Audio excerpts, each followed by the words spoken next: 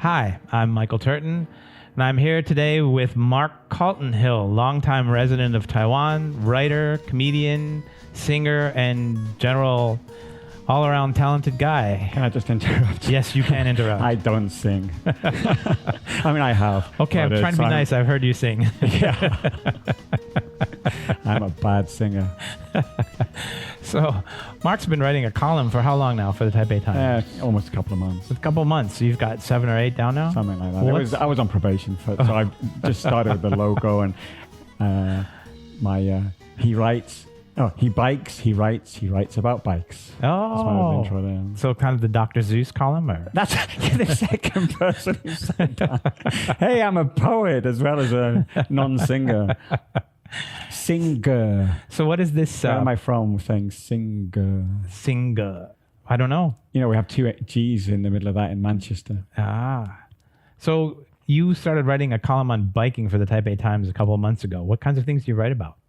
Well, it started, I pitched an article to the feature section about a small back of a back street workshop where they customize bikes. They grew out of the fixie scene. When that died, he moved on to, to other stuff. Yeah. Neat couple down there that do that.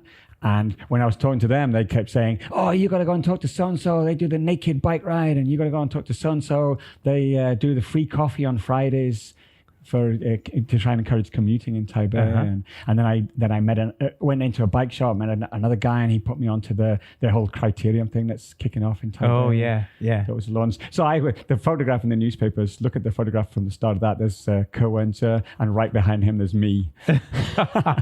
Because I'm taller than everybody else. Right. And also I just happened to be talking to this guy, Jiang Shankai, an old biking guy here, and he said, Mark, come talk to me, and he was like right in the front row. So my claim to fame. So I've read some of them, and there's a lot of Taiwan history in there. What kind of stuff do you like doing? I'm not really writing about biking. I'm using biking as an excuse to talk about anything. Yeah, I used to do that on the blog. Yeah. So last week was I was taking a ride around Hualien, and I cut up some back street, and it was all the Turoko Truku Aboriginal people. Sure. And so my article was about, if you want to learn about Aboriginal culture, you don't need to go to the museums and watch the singing and dancing. Just take a wrong turn in the back streets anywhere and you'll see them killing pigs and sharing the meat out. And yeah, up in the mountains. They're not in the mountains. No, this is like 2 kilometers from downtown Hualien. In the city. Yeah, no, I rode up to Xinjiang. Yeah, sure. And then cut along the county number 5 road. And it just cuts back through all those Jiawen and Jingmei and Guofu and they're villages. all tiny little communities there. Yeah. On the other side too, along the 193, and then there's some back. 193 is that Aboriginal? I thought that was mostly. That goes along the coast. Yeah. But there's a little road that goes behind the Asia cement plant. And there's about 3 or 4 communities along that road, and one of them has a croquet court. Wow. Which is not what you'd expect to see out there. Yeah. So even that Asia cement plant, that's supposed to be on Turoko land. Yeah, right? It's on Turoko land. Yeah, and they want it back. Yeah. Well, they put that thing in there, and they basically there was like a window where they could put stuff on Aboriginal land, even though they weren't supposed to. There was like this 9 or 10 year window, and now they're grandfathered in, and they can't go. They produce 90% of the island's cement. Yeah. The domestically produced cement, I should be clear on that. A lot of it's imported now. So a lot of the gravel anyway and other stuff. So they can't shut it down. It's integral to Taiwan's local political economy, cement. Anyway, back to the topic. Oh yeah, that's right. I'm looking for any excuse to talk about any shit that I want, any stuff that I'd like to talk about. So I did a ride up the East Coast just to talk about how the new road, the new Suhua Gai has made cycling the East Coast a lot more bearable. Really? Yeah. You mean the Suhua Highway between where? Hualien and Su'ao. And it's because if you go on the Tourism Bureau website about riding around the island, the Huandao, and they get to that section and say this is the easiest day. Oh, really? Because it's got like the 4 climbs. You're going to climb about 1,200 meters that day. You're going to go through all those tunnels. Yeah. And it says, this is the easiest day. You take the train from Xinjiang to Su'ao. I met some people yesterday. They were just finishing their around the island. I said, oh, which was your best day? And they were like, well, maybe around Taidong. I said, did you not like the Hualien Su'ao section with the Qingshui cliffs and that? And they're going, oh, no, we took the train. Yeah. So most people do take the train. But I always used to. I mean, the tunnels, people behave themselves. I mean, drivers in tunnels are kind of totally focused. They're not switching lanes, and they're not. Yeah, they're pretty good. Yeah. So Yeah. I've never really bothered about them. But people, oh, the tunnel's so scary. I hate them. They are scary. They're not. I have a big flag on the back of my bike. Well, that's why. Dancing about. So wait, you took the new highway then on a bike? No. Most you can't take the new I was highway. going to say. So, but a lot of the traffic takes it. So the old road It's better now. is a lot better because there's a lot less traffic. on Even it. the But gravel trucks take it? there's some of those stuff. I mean, in bits you share the 9 and the 9 ding. Yeah. It's together, but most of it's separate. Wow, that's fantastic. Yeah, it's much improved. So you're going to ride it now? No. I thought you hadn't. The views aren't as good as they were back in the 90s before they put in all those tunnels. Right? I mean, in the 90s, you had to go around the cliffs. And of Right, course, you you still had can on some of them. staggering You views. still There's have a the few choice places. at some, yeah. Yeah. You still get the Chingside cliffs and that. You can still walk out on those old roads there, but a lot of them are dangerous now. Yeah. Did you ever go past the radar station? Take the first, I think it's by Nanao. When you come out of Nanao, you start that long climb. You're going north at this time? Yeah, and then you can go off to the side past the radar station. No. Oh, okay. That's nice. Yeah. Nanao's a fun place. Yeah, there's a lot going on there, Yeah. history-wise. Well, if you read my article, you know, I mention a bit of that stuff. You don't really think I did that, do you? No. I've heard you on these podcasts before. I know where it's at. But actually, the next section, because I'm going to do for the column now that it's past probation, I'm going to do a section of the round island ride, the Huangdao, every month, one section, and write what the Tourism Bureau doesn't let you do. Right. But I think that section after Suao, the bit where you come around the coast to Geelong, around On the 2? Is it the 2 already? I think it's a 2, yeah. Yeah, because it's 2 away from Suao, right? Yeah. The coast road. I think that's just as nice, just as pretty, some of those. Seriously? You've ridden it? Yeah. So that's pretty. I've ridden on the coast road. I don't think it's pretty. I think it's crowded and People ride on weekends. I'm spoiled, you know. I just go out to Miaoli and I'm in the hills and there's nobody there except the old brings us farmers back who on are topic. yelling at you. I thought, preparing to speak today, he's going to go, oh, what's your favorite ride or something like this. And I just think I'm blessed. You ride it out southeast from Taipei. You know, we go through the graveyard, the Fude Muzhou. graveyard, and then there's Muzhou on the right and there's Nangang on the left. Yeah. And you just keep going out there. Every time I ride there, I'm just like, oh, I'm so blessed living here. You're in the hills, good 300-400 meter climbs. Yeah, it's beautiful. Great views. It's just green and green and green. And you could just imagine it going on like that all the way to... There's even tea up there if you go further up. Yeah. Pinglin and Pingxi up there, yeah. You don't even have to get that far. I mean, that Nangang, they're promoting the tea there as well. Oh, really? And that's one article I did was the Luku incident. Mm-hmm. That's the recent one. What was the No, it's about Luku a month incident? or I bet something. a lot of people don't know about that. Yeah, me too, since I forget everything I've written about it. Today, all I'm thinking about is the next article. Okay, so it was all a bit of mining and a bit of tea growing in the hills. What were they mining up there? Coal? I think so, Yeah. And it was between Xizhi and Shiding, that section there. Yeah. And there was like 3 roads go up there, one from Nangang, one from Xizhi, and one from Shiding. And I guess 50, 60 years ago, it was a backer beyond. And a couple of local boys got into a little communist theory or something. Mm-hmm. A little naive that Chiang Kai-shek was going to let that pass. Right. Sent 10,000 soldiers up there. And shot a lot of people? Well, tortured a bunch. Oh, okay. And 38, I think, sentenced to death. Jesus. I know. It's like it's supposedly the biggest single incident. That was 1952, was it? I think so, yeah. Wow. Yeah, that's... So, again, this is an excuse for writing the articles, just to bring in a bit of history and a bit of culture and stuff. So, Well, it's the kind of thing that you can do on a bike that really, when you're on a car, you just zoom past it and your bikes are so immersive. bikes are just the right speed. Yeah. You notice that all the time when I'm biking on the coast, there'll be like some random historical plaque. And you could stop and read it. Yeah. And you can get a little bit of, hey, they moved this temple, it was over here, and now it's this family's temple. And it's local history stuff, and it's really fascinating. These little pieces of history that you can put together to figure out what happened over in this place. There's one I keep meaning to stop at. I haven't yet. I don't know if you've ridden up the Herping East Road and what it used to be called something else, and the one that goes through the tunnel and down to the zoo.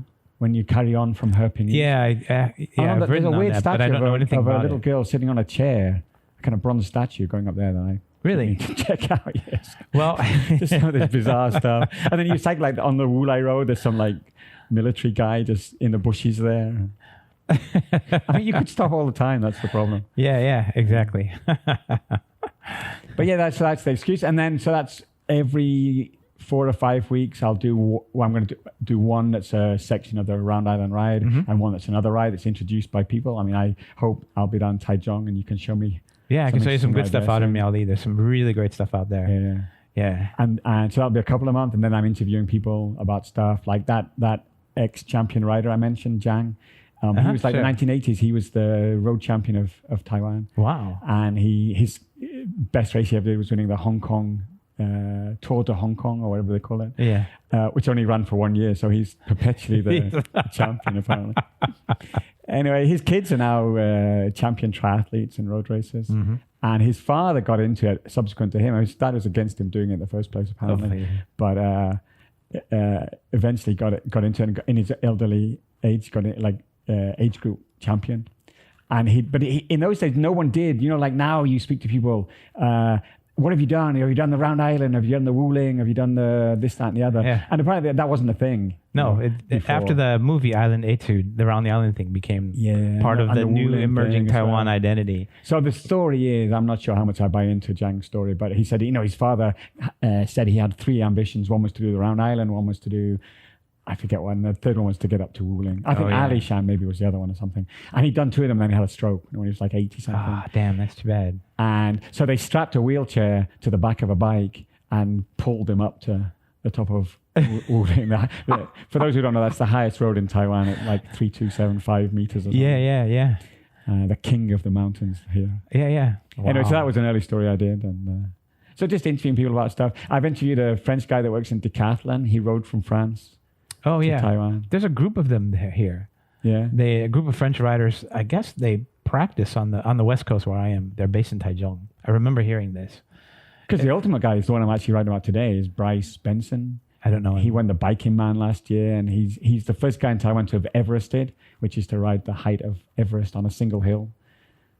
Which hill did he go? He's done 3. He did one in the, can I swear on your podcast? he called it, you go on to the Everesting Hall of Fame. Yeah. And his first one he ever did was called the Dadu Bastard. The Dadu Bastard. He did it on Dadu Shan. I don't know what hill it is because I'm not familiar with that. It's the one area. outside of Taichung. You see it when you go down the HSR, between the HSR and the coast. It's only like 400 meters, so he must have done it. He did a load of times. Yeah. Anyway, you read my article next Saturday. It's the second half is an interview with him. The first half is explaining what Everesting is, because it's really popular this year because all the bike events are cancelled and everything you do it on your own. So social distancing and lack of international flight. 8,000 meters of climbing, 8,800 meters. Yeah, in one day. No, in one go. You're not allowed to sleep. You're not allowed to sleep. Yeah, so most people try to do it within 24 hours, but you're not obliged. Impossible. I mean, one guy did it on a unicycle, for God's sake. I used to ride a unicycle. That hurts. 400 meters takes me about an hour. So that would be like basically 24 hours of climbing. Anyway, the world record was beaten a week ago, 2 weeks ago, the 3rd of October. Yeah. And what is it? Do you know offhand? Yeah, 6 hours, 59 minutes. Holy just got under 7 hours. But 6 months ago was the first time anyone went under 8 hours. Because no one did this. But this year, the Tour de France was put back and all the local races, no one can fly internationally to race. Right. And you can't race because of social distancing. Yeah. You have to wear a mask and race at the same time or whatever. But you just do this on any hill. I mean, on the website, it says you can even do it on your own drive, assuming you have a big enough house on a hill. You can do it on a bridge. You could just go, up some bridge over the river. Oh, so wait a second. Only upward movement counts, right? So when you go up, say 400 meters, you have to roll down. Yes. And that time counts against your total time? That time has added in, yeah. So they've been bringing 6 world records in the last 6 months, and each one they find a straighter road and a steeper road. And they take all the cogs off the back of the cassette, except for the ones they know they're going to need for that gradient, because you only need, if they get a steady gradient, you only need one cassette, so you can save weight. Right. And the Irish guy was the previous holder. He cut his handlebars down to the minimum, took everything like his water bottle cages off. And I mean, these bikes are not UCI compliant. They're too light. So you really have to plan this to get it within any reasonable time period. Yeah. Wow. I mean, I would love to have a go, but it's way out of my league. Yeah, I couldn't possibly ever do that. It's just madness. I asked this Bryce, who's won the Biking Man, which is this, 3-day, 2.5-day event where they ride around Taiwan, but the long way over the hills and back again and blah, blah, blah. And he won that. And I said, so was that hard? He said, oh, that's pretty hard. And I said, and how about how does it compare with Everest thing? And he was like, oh, God, no. I said, out of 10, how hard is an Everest? He's like, can I only have 10? I mean, but he's done 3. So the first one he did was on the Dadu Bastard. And he said the worst thing about it was just repetitive. And you've got so many chances to give up. Yeah, you have to beat yourself each time you turn up that hill. Yeah. And so that's an interesting way to look at it. Yeah. Because I've been toying with the idea of doing it like on this 1.3 kilometer section, and I'd have to do it 135 times or something because it only goes up 65 meters. So, but it's right by my house, and that, so I could kind of give up easily. That's the problem. So the second time he did it, he did like 3 ascents of the KOM up Wuling from Hualien. And he does. Bryce is an amazing guy. He's very interesting, and he doesn't have a support vehicle. He doesn't have people from National Geographic filming him, and all these other people do this kind of stuff. And he just did it by himself. Just went out and did it. And so he said, "Oh, he knew that because there's very few restaurants and shops on that road. Yeah. There's nothing there. 1,200 meters, 800 meters. Yeah. So he hid food and water in the bushes for him to go back and collect on his nighttime sections. Wow. So are you allowed to take a car back down? No. So you have to do the whole thing on the bike, up and down? Yeah. I don't think you have to do the last down, no. Right. But he would have done because he didn't have a support vehicle. Sure. So He didn't have any choice.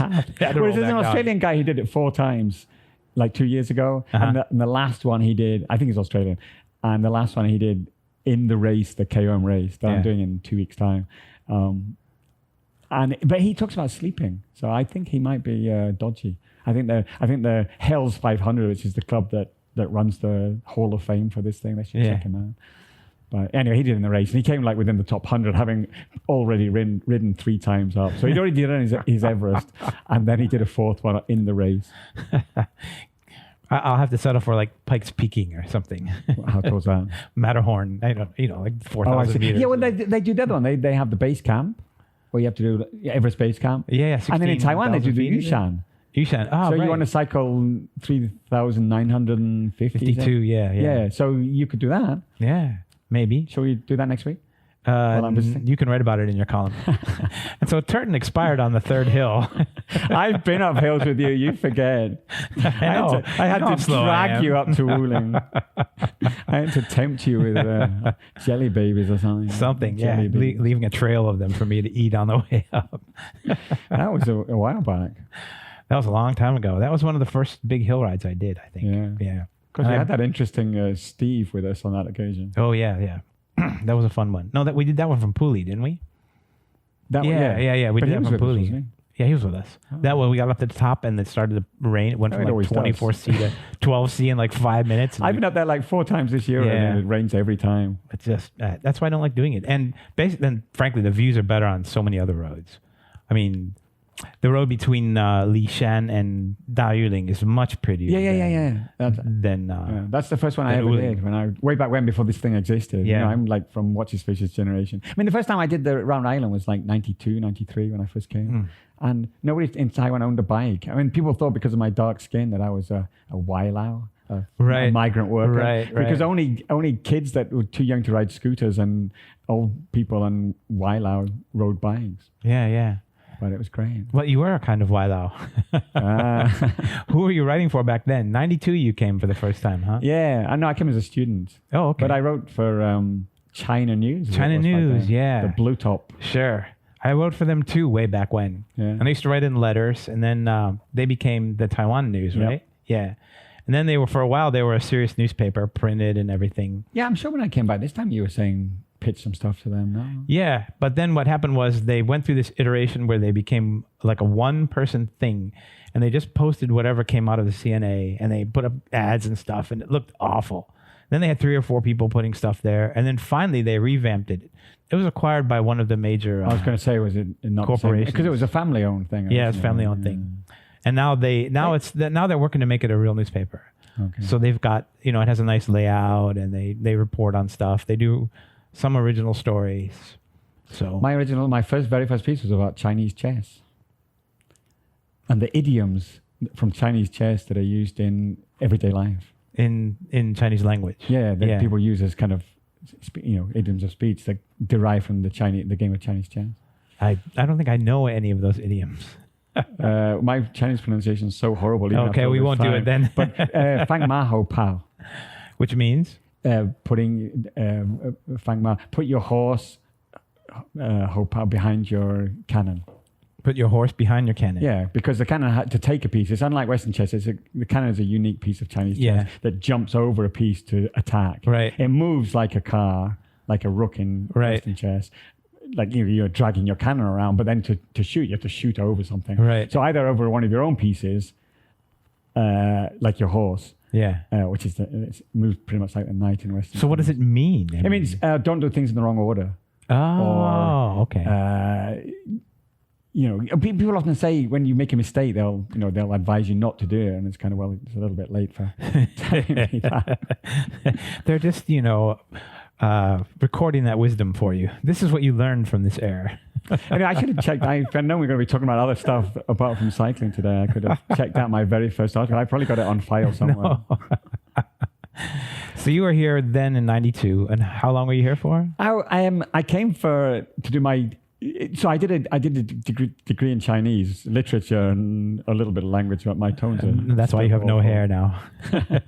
So that was in Edinburgh University back in the early 90s. And then you get sent abroad. Any language course, you get sent abroad for a year. Sure. And I was working as a comedian in the summer season around Europe. So I came for 6 months, went back for 6 months, came back for 6 months. And I got picked up to work in a theme park in Liufuchun. No way, as a comedian. Yeah. Oh, fantastic. In Chinese, yeah. In Chinese. Yeah. So I just said it was. I got picked up. I was just about to leave to go back to do another summer season, in Europe at the festival circuit, and I met this I'd been performing at some wedding party or something here, and I had this 8 foot tall unicycle. Yeah, sure. And I was cycling home on the unicycle from the gig because pushing an 8 foot unicycle on the street, you're not going to get it on the bus. Right. And there was no MRT way back then. Sure. I remember. So I was just, you can't push an 8 foot unicycle down the sidewalk. So I was riding it back, and this agent for the theme park picked me up. And you were riding an 8 foot unicycle on the sidewalk in Taiwan in the 1990s. I put it on the street, actually. On the street, okay. That's almost as bad. It was much more dangerous. If you think taxi drivers and bus drivers are nasty now. Oh, God, back then. Well, that's why I live in Taichung, because it kind of reminds me of Taipei in those days, right? Well, you think Taipei's improved?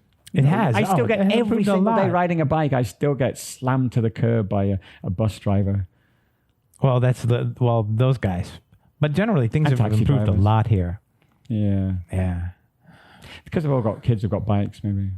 I mean, that's the other. We're jumping around here a bit, but that's the big thing I was going to say was change that, from having nobody had bikes, suddenly like 10, 15 years, everybody has a bike now. Yeah, it's part of being Taiwanese. And has a high-end bike that's so expensive. Of course. And you pass, going up a hill. I don't know why, because Taipei is full of hills. Taiwan is full of hills, I should say. And Taipei, you can't go very far without having to go up a hill. Right. And yet, a lot of people are not that great at cycling up hills. So you go out on a Saturday or Sunday with the weekend cyclists out, and you pass these bikes that cost like $500,000 NT. Yeah. But they're on 52, 39 fronts, right? Trying to climb these hills with huge cogs in the back. Yeah. And struggling. But this is the big thing. So I went home. We're really jumping ahead. Let's go back, but let's do it while we're talking about this. Yeah. We can always. I'm sure you can always edit these things to the right order. you whiz kids of podcasting. You mean like put the horse behind the cannon? Never mind. Go ahead. Yeah, really good. So if we just pause for a second, then and you can cut that back in after. Sure. So anyway, I went home for 5 years and came back recently, and the big change that's taking place is.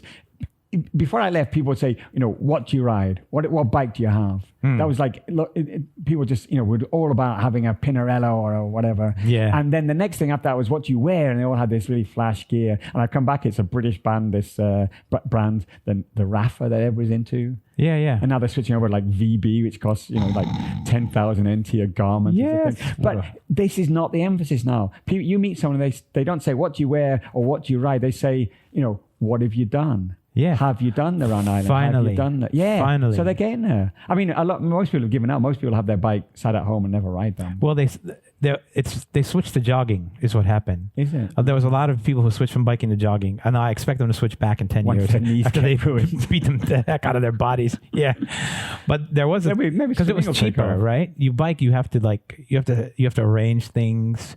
You know, you got to have the bike. You spend a lot of money, but shoes, it's a couple thousand NT, and you run and you're set. Not even now. They're all running in these kind of flip-flop things. Yeah, It costs like 400 NT. Oh God. They're okay. I have a pair. They're okay. I wouldn't race in them, I don't think, though. Cornering, not too good. Anyway, so we're jumping ahead. So yeah, I came here as a student, and then I stayed on because I got this gig. And then while I was in the theme park, so I've got a 3-month contract in Leofudsen, which was then just changing from being a safari park into like a Disneyland style theme park. Uh-huh. I must be like 94, 95. I remember it was a safari park. Yeah. I have this vague memory of that. Yeah. So they kept that bit, but then they added all these, Wild West section and the Hawaiian section, whatever, South Seas section, South Pacific section and stuff, and an Arabian section. I mean, really kitsch, but whatever.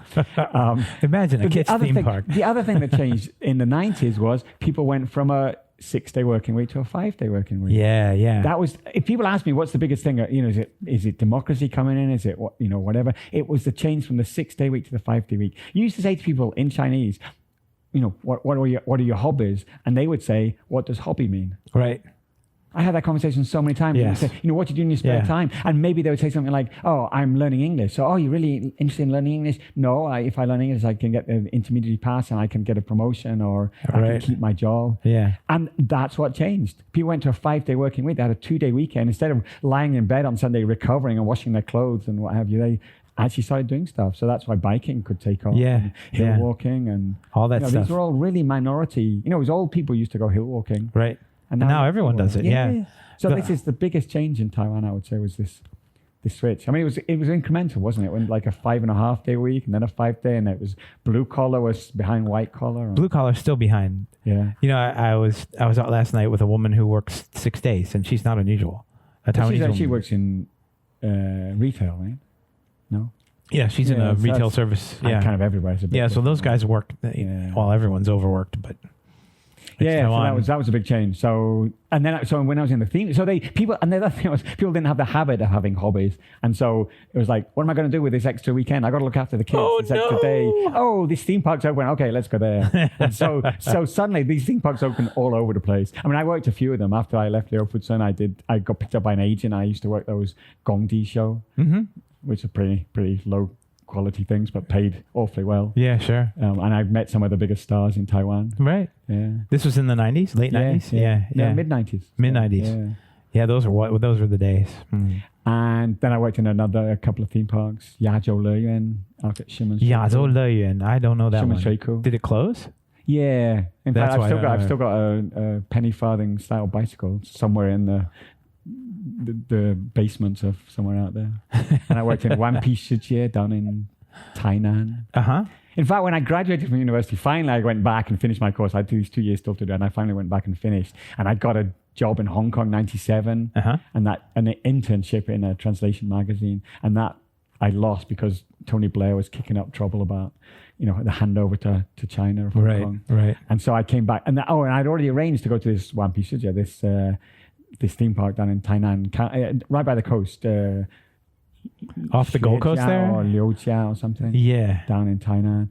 And I turned up, and I'd had that arranged for the summer, and then I was going to go to Hong Kong for this internship for a year.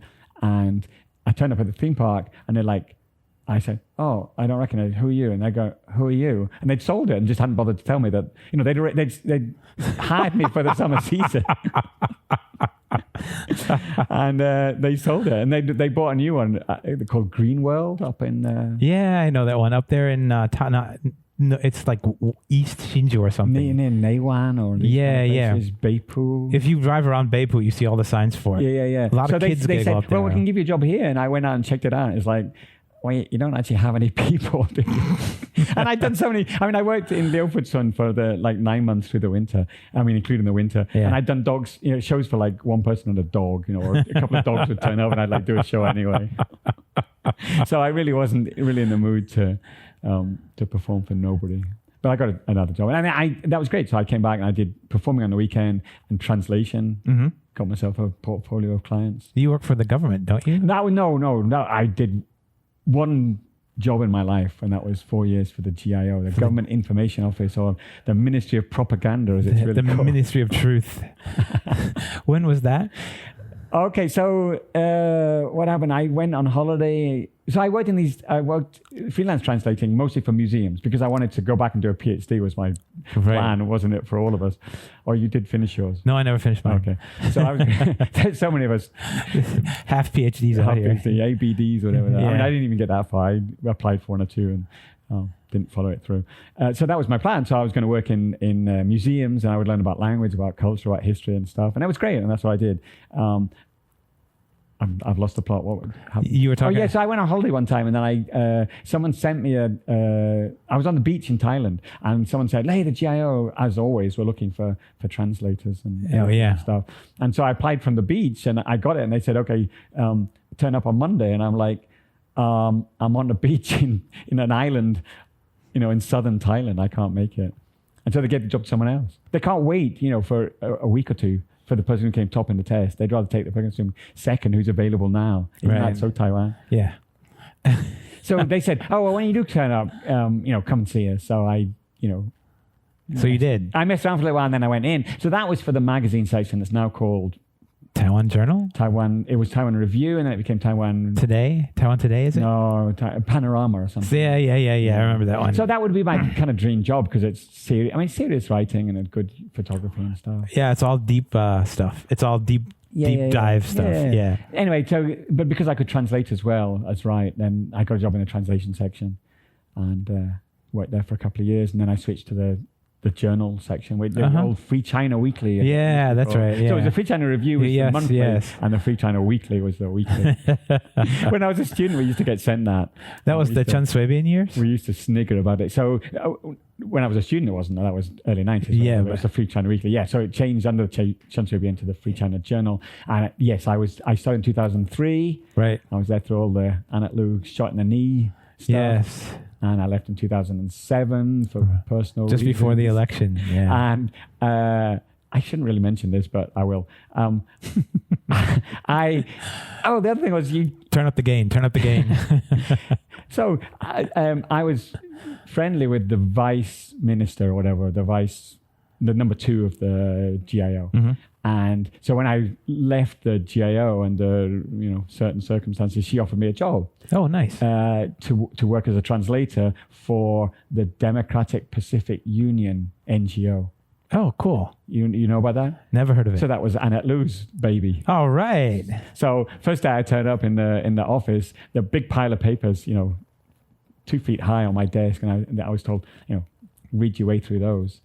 And they were all her speeches for the last 30 years, and they were all the same. Of course. And they say, okay, she's going to make a speech to this Democratic Pacific thing, write the speech. So I wasn't there as a translator at all. I was Annette Lu's speechwriter. Cool. Former vice president. Wow. So she'd had a official translator when she was vice president, and he'd quit the day that she lost the job, and that's why they hired me as her new speechwriter, but they didn't tell me. And so you actually wrote for people speeches? who don't know, is an interesting character. Yeah. And the other thing, so she had this speech that she'd always given, and I was trying to get her to do new stuff. So I put a load of green environmental stuff in, not PPP green, but environmental stuff. And she was like, "Yeah, I love that. Keep that in." And then every edit we did, she'd take a bit out and a bit out and a bit out, and it would just end up the same old speech that she'd always done. So I quit after 10 months or so. I can imagine. But it was interesting. It was Sure. But the funny thing is, she then went on to become environmentalism became her big thing, right? And vegetarian and bike riding and. Annette Lu, bike riding? Yeah. I didn't realize that. No, okay, so I shouldn't. She promoted it. She didn't really do it herself. Oh, okay. I was going to say. She would appear on the TV bits that she'd be riding. Oh, yeah. Of these, hundreds of cyclists. And they would be Annette Lu. I'm going to get sued, aren't I? I think we're going to edit that bit out. I'm glad I worked there. Yeah. And it was an interesting period of Taiwan's recent political history. Yeah. History. So you went back and then you came back. So, no, I was many years later. I left, so that was 2007. Yeah.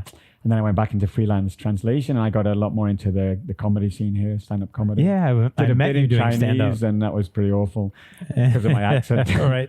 And a lot of my stuff is based on the poetry, comic poems. And Sure. stuff. And Well, I've heard your comic poems. They're hilarious. They're really good. thank you very much. Shall we do one now? No. You mean ad-lib hip-hop style? And then 2014, I went home to look after my aged mother. Yeah. And I'm from Manchester, England, but she had had enough of Manchester after 50 years. And so we moved to Scotland, lived by the sea. And I started writing lyrics for a band. And then when my mum passed away, I joined the band. And then I did sing, but, supposedly backing vocals. But I did the front thing. So I wrote quirky songs, comic songs and quirky songs. And we toured Scotland. It was great. It was like I was 55 or something. And we were touring Scotland in a van, like a teenager. Fantastic. I know. It was great. Without the sex and drugs, sadly. a half a mile. Well, at 55, either of those will kill you. So that was fun. And then, life brought me back here. Yeah. And I had about a year and a half of depression being back in Taiwan. I'm sure there's no connection, personal issues, I'm sorry. Anyway, and then when I came out of that, I approached Taiwan Times and pitched them this article. And I've been riding a lot, though. I did so let's get back onto some cycling. Yeah, sure. I also injured myself when I was living in the UK trying to run a marathon too fast, and I pulled a muscle. It just won't heal. When you get old, things don't heal. The problem with my Achilles tendon. Yeah, on and on. And I'm still there now. Anyway, so last year in about August, I got back on the bike, and they have this interesting event called the 一日双塔, the 1 day 2 towers being Oh, yeah, I know that one. Yeah. So you set off from Fuguijiao, Okay. in the very north of Taiwan, up at Shimen, and you wait till midnight, and then you set off and you try and arrive at Erluanbi, Kunding, where there's another lighthouse, the very bottom of Taiwan. You try and arrive before midnight. So it's like 380 or something, 380K? 510. It's 510? It's really that They far? call it 520 because Wu Erling. Oh, okay. Or Aini. I love you, Wu Erling. But that's the nice thing, I'd say, because everybody thinks it's 520. And you've been riding all day. It took me 20 hours. Yeah. And I almost gave up several times. I mean, it's absolutely the worst thing I ever did. And then you get, because I'm a competitive athlete, I race as well. And so you've ridden 500 kilometers and you get in a race off against these people around you. Now, we were absolutely hammering the last, what they thought was 20 kilometers. But I read up and knew it was only 10. So I won this race off against these kind of dozen other athletes because they were pacing themselves for 20. So when it got down to the last kilometer, they thought they had 11 to go, and I knew it was 1. Oh, shouldn't tell too many people that because I'm doing it again this year. I don't think I could do it. I couldn't average that high a speed over so much Most distance. people can't. Yeah, it's really but hard. that's the other thing. It's not that fast because you wait until the winter when you've got the wind's behind you. northeast wind. Yeah, sure. But they were all bitching about it. They were all like, "This wind's not as strong as normal." It was my first time I'd done it. I think this is absolutely awesome. You're barely pressing the pedals and you're flying along like 35k an hour. Right. And then what happens, of course, is you turn after Kaohsiung. You turn slightly into it goes from being you go down the coast for a bit. No, well, you go down the coast the whole way, but from Taipei to Kaohsiung is mostly southwest, right? So you take the 61 the whole way? The 15 or the 60. Yeah, the 15 down to the 61. Yeah, I'm saying horrible. Yeah. I mean, you wouldn't ride it. No, I've never ride that stuff. Yeah. But you do it in this. You just hammer along. But then you turn. So the last bit through Pingchang down at Hengchun Peninsula, or whatever it's called, is it doesn't have that northeast wind, that northeast wind behind you because it's turned slightly. Mm-hmm. And you have this side wind that it's quite dangerous, in fact. Oh, the Luosan Feng comes down off the mountains, blows you around. But what happened when I was in southern Jiayi, the wind turned. And so it might not have been strong, but instead of having to fight the side wind for the last bit, it was behind us. So we pretty much had it the whole way. Yeah. I know, it was such a fun day, but it was horrible. It was the worst day of my life. And I met this Czech guy in Kaohsiung. We rode, on and off. I saw each other because I was trying not to ride with people. I was trying to do it solo. But I kept seeing him until he stopped for some beers, being Czech. And you kept raving about, you can get Czech beer in 7-Eleven now because apparently, what's it called? Urquell or something got bought up by Japanese, and so you could buy that in the supermarkets and in the 7-Eleven. So he was like raving about that. So he had to stop. We've been cycling for 19 hours. He's like, I'm just going to pop in and have a beer. I'd fall right asleep. Clunk. I'd be right out of that 7. What was I going to say? Oh, so I said I met him at the end and we had a few beers, although the 7-Eleven in Erdwanby didn't have these Czech beers, sadly. And we sat around and had a few beers while I waited for my clothes to turn up. Another story. And he said, it's his second time doing it. I was like, are you insane? And now you're going to do it for a second time. No, I've done it twice already. We did it in February before the wind changed. And on that occasion, we used it as a jump off to do around the island. Yeah. So we did 3 days. Oh, right. 1,060 or whatever we did. Cute. Insane. So, well, I'm going to try and do 2 days this time. Use the this. So wait, I'm I'm scheduled to cycle with you. Forget it. This day I'm No going to way. ride. I'm not going to do solo. I'm going to hitch lifts on the back of trains. I'll do my share at work. Yeah. Get in the line and get towed down there, and hopefully get down there with enough energy to cycle back into the wind the second day. I won't make it, but I'll learn enough to try again later. Right. It's my plan. I think I got like a 30% chance of success. But that brings us back. These French guys, there's one called this Bryce Benson. Yeah. And so he went out. So he heard about our 3-day trip. And he said, he was going to go and do it. And he did it in 2 days solo. I mean, we were 5 of us did it in 3 days, sharing the break in the wind and that. And he went around with it in 47 and a half hours, I think. Don't quote me on that. I interviewed him. He'll be in next week's paper. Oh, fantastic. Saturday. I'll look forward to that. Because he was the first guy to Everest in Taiwan. Yeah. So that's why he's in next week. Yeah. And then his friend, he calls JF, another French guy. You know him? No. And so he waited, apparently, according to Bryce, he sat in a hotel down in Kunding and watched the Windy app.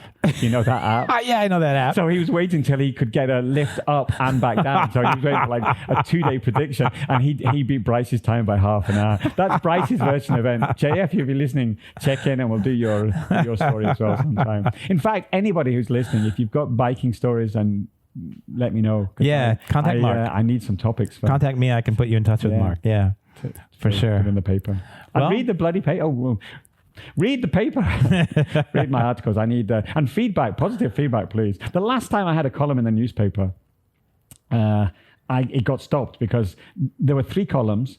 One was kind of innocuous. Mine was about culture and history and stuff. Yeah. And the third one was I forget who wrote it, was about, how to get by in, doing business in Taiwan. And loads of people wrote in and said, you don't know what you're talking about, mate. And the newspaper wanted to go down to 2 articles, and they cut mine because that guy had more feedback than me. Even though it was negative. Even though it was all negative. Yeah. So please, people who listen to Michael's podcast, write in and insult me, but write in anyway. All right. Thanks a lot, Mark. It was wonderful talking with you today. And we didn't talk much about cycling though, did we? Hey, it was a good conversation. Okay, we're done. Glad to have you here. We can talk more another time. Okay, when my next book comes out. When your book comes out, that's right. Okay, thanks a lot. Yeah, thanks, man. Nice talking with you. Okay. This has been brought to you by the Taiwan Report. For more content like this, become our patron at report.tw. 哎呦，就是那个台湾狗啦，最喜欢我的台湾狗了。